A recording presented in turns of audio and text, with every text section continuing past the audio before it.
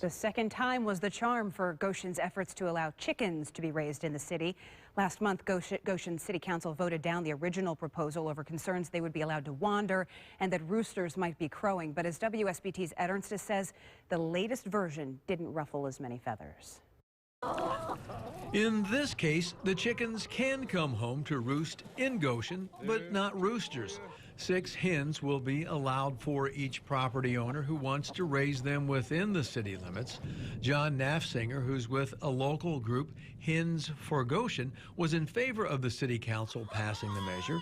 He feels the council was reluctant to pass it the first time because they felt we don't have a lot of experience with this, and they were a little afraid of what the consequences might be, so it took a good bit of consideration.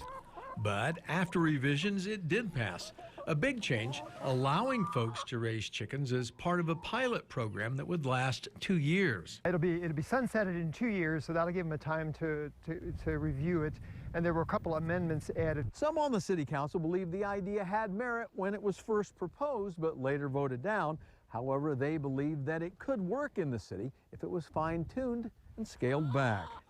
Councilman Jeremy Stutzman was one of those.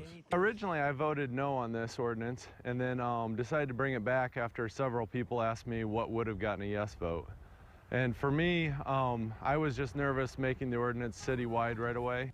Under the revised version, 50 Goshen residents with permits will be allowed to raise chickens in Goshen after neighboring property owners give their permission for that to happen.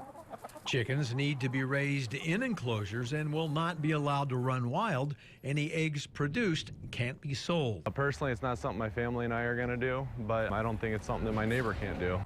At Ernstes, WSBT Channel 22 News. South Bend just passed a similar ordinance allowing chickens within city limits last year.